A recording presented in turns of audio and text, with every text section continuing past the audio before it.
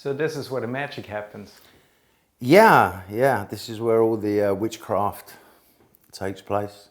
I mean, I don't need a massive space to do what I do, and I created a really easy working environment. I've got the flat, I've got a couple of easels, the paints are all organized behind me, and I spend 90% of my day in this room. Wow. So how did it start? What made you create your first painting? I was having an argument with one of my best friends, Mr. Osborne, Ozzy, and he was driving me crazy because he was saying, you should paint. And obviously he saw something in me that I didn't see. I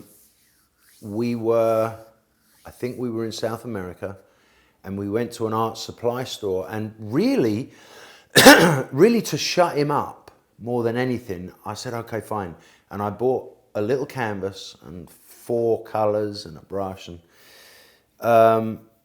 the experience was much like learning to play Never Mind the Bollocks when I was 12. It was so cathartic and so deep and visceral coming out of me. It was a life-changing moment. And I mean, I've painted every day of my life since then. I even paint on the road. I paint in hotel rooms, as the bills for the damaged paint spilled on the carpet will attest. And I have a road case with canvases and paints and brushes, and I have to paint now. And he was the catalyst for that, which is pretty cool. And I gave him a couple of paintings. Amazing. Yeah. And you've never stopped? Never stop. I mean, no. I mean, this is...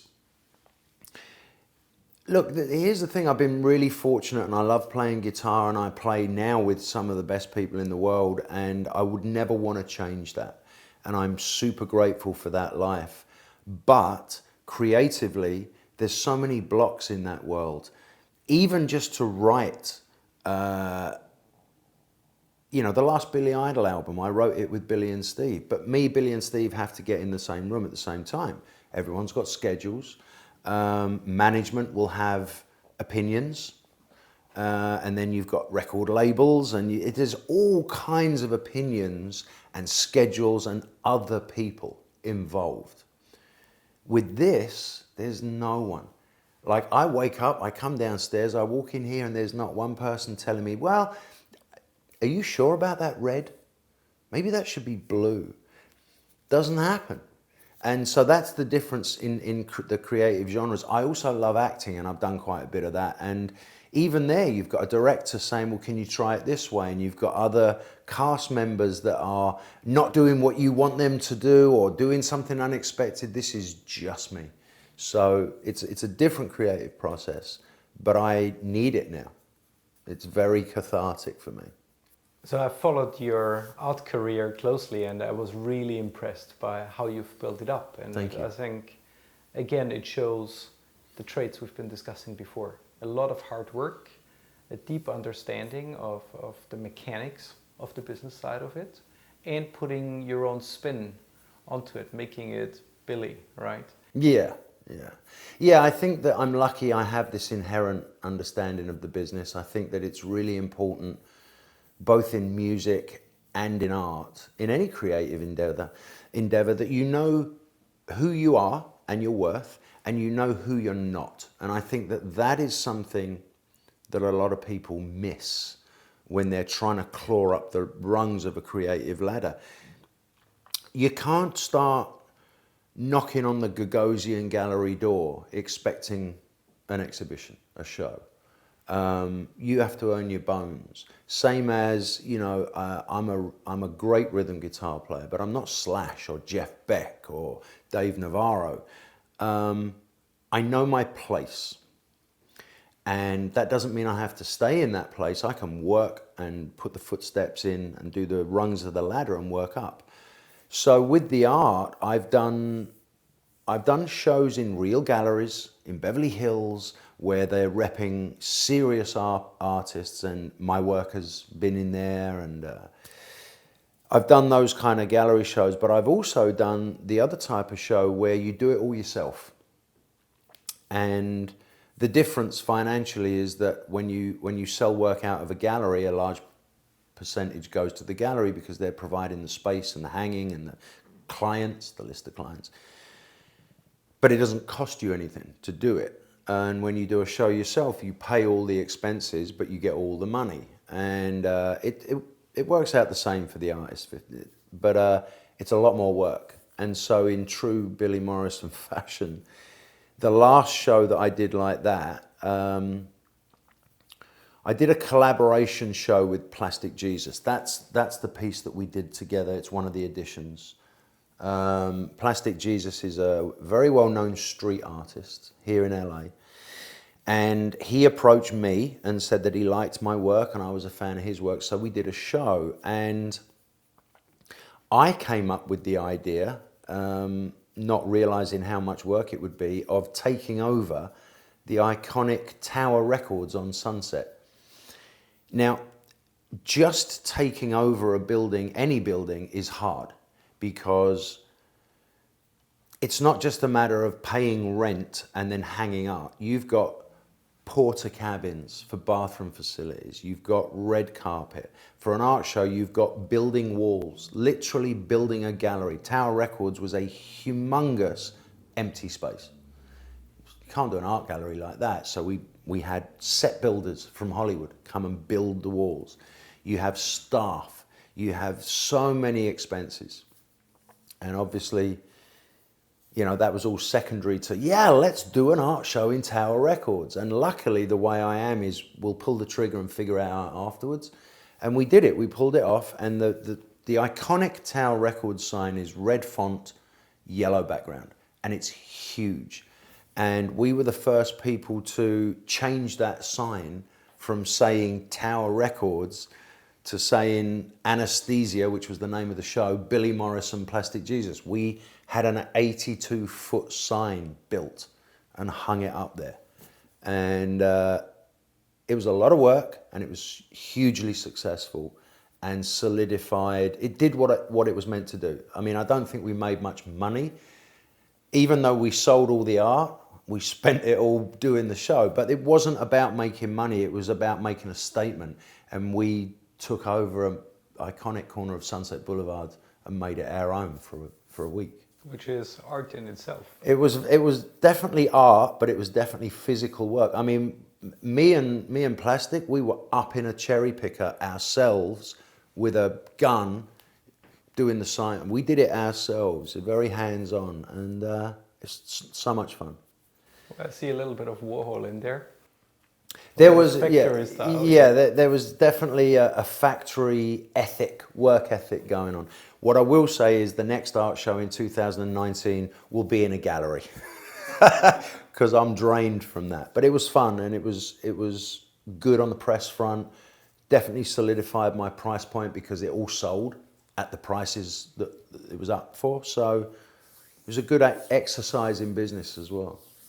Well, it's not only selling it all, it's also who's buying. And I know you're not the one to drop names, but I think people can Google that. So your art found its way to the right homes, right? Dropping the names isn't necessary now that Google exists. Exactly. So everyone can Google it. But yes, my clientele, the people that have bought my fine art, I am honored and kind of mind blown at. The one that I can tell you about is there's a piece in the Capitol in Washington, D.C. One of the senators, very high up senator, has a piece of my art in the Capitol. I have art in very nice restaurants in LA, very well-known restaurants, hotels, and in some amazing private collections. I mean, there's someone that will remain nameless that has one of the original Warhol Paramount Pictures pieces, canvas Warhol, and 4 Billy Morrisons next to it. It's mind-blowing to me, but I'm very grateful. It's amazing. And I think there's also somebody who recently put your art on a book cover. There was a certain someone in Europe who commissioned me to paint a book cover, and I have to tell you the creative process for that was really interesting. And the amount of detail that went into that and the way it came out, I would never have created that painting had it not been for that commission. So yeah, I'm very happy with that piece too.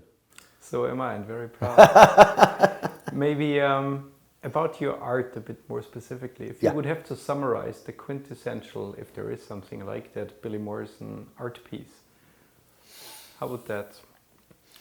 Well, I'm very much, in my head, I'm very much single iconic image. Just, I mean, this isn't a summarization of what Billy Morrison does, but it's very me in terms of layout, orientation, the way that it is one single image on a plain background. What I don't want to do is paint the sunset.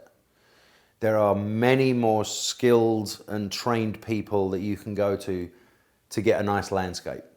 What I want to do is try and take single iconic images and paint them in a way that is contemporary modern.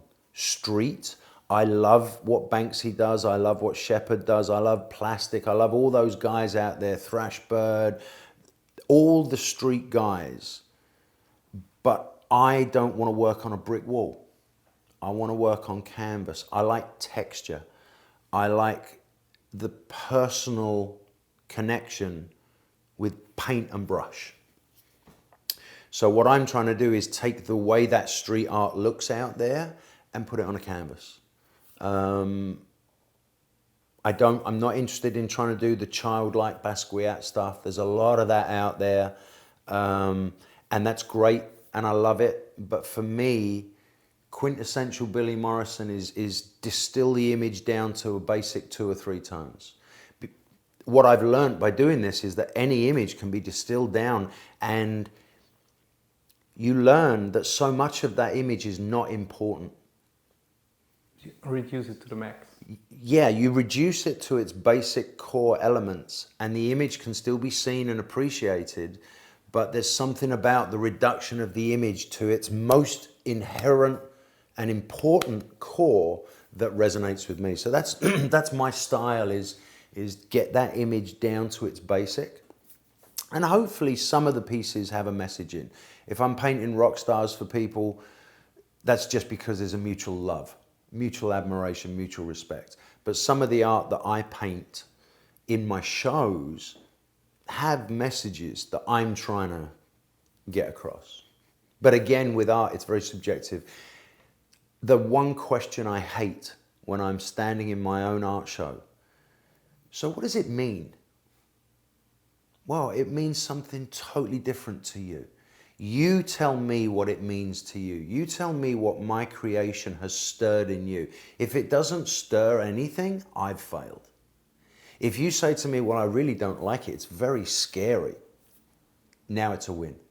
I don't mind that you don't like it, as long as it stirred something in you. Art should stir an emotion, not just, well, I don't get it. I think if I would have to describe it, it's the rawness of punk with the awareness of the iconic elements in it, meeting the cleverness of a Warhol. Someone write this down, because this is amazing, right? That's a beautiful way to describe it. And I, again, Guenther, I think that you describing my art is better than me describing my art. I really, truly think all of that is best left to someone else to describe what I do, because otherwise I'm in my head when I'm painting. And I don't want to be in my head. I just want to do what I do and let other people describe it and gratefully like it. Yes, it's loved all over the world, as one can see in social media, where people are raving over your work. So. Yeah, it's nice. I want to do more overseas. I mean, I've definitely made an impact in Los Angeles, but in any creative world, that's not enough.